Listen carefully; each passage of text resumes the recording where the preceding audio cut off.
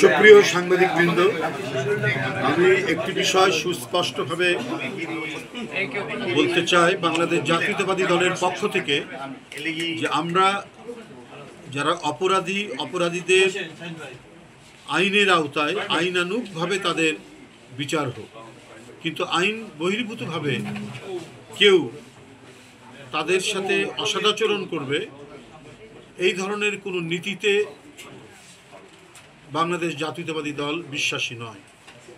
গতকাল সাবেক প্রধান নির্বাচন কমিশনারের সাথে যে ধরনের ব্যবহার হয়েছে এবং আদালতে তার প্রতি যে আচরণ করা হয়েছে, এটা নিঃসন্দেহে দুঃখজনক এবং আমরা মনে করি যেই এই ঘটনার সাথে জড়িত থাক তার দৃষ্টান্তমূলক শাস্তি হওয়া দরকার।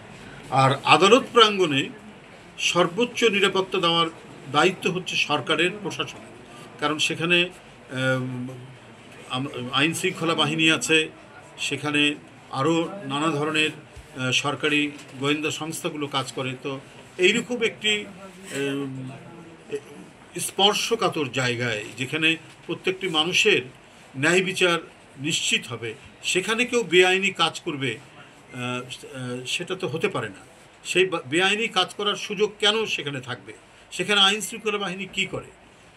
আর এই ঘটনাকে কেন্দ্র করে কোনো রাজনৈতিক দল ঘোলা পানিতে মাছ শিকার করার চেষ্টা করছে।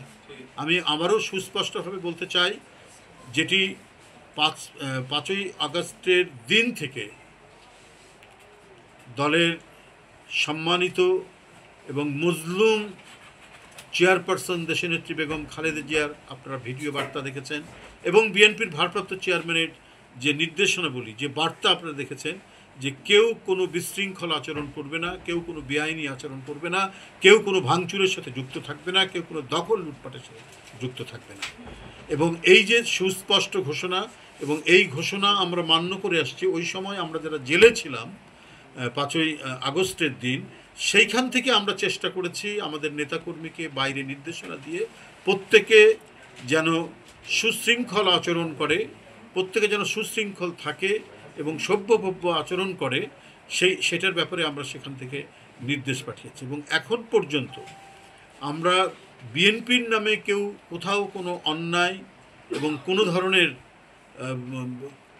অপকর্মের সাথে যুক্ত রয়েছেন এ ধরনের সুস্পষ্ট যাদের প্রমাণ পাওয়া গেছে, তাদেরকে দল থেকে শাস্তিমূলক ব্যবস্থা গ্রহণ করা হয়েছে। কারো বিরুদ্ধে শোকজ করা হয়েছে, কারো পদ স্থগিত করা হয়েছে, কাউকে বহিষ্কার করা হয়েছে, কাউকে তিরস্কার করা হয়েছে, কাউকে সতর্ক করে দেওয়া হয়েছে। এই ধরনের ঘটনা প্রায় 4000 থেকে 5000 হবে এরই মধ্যে।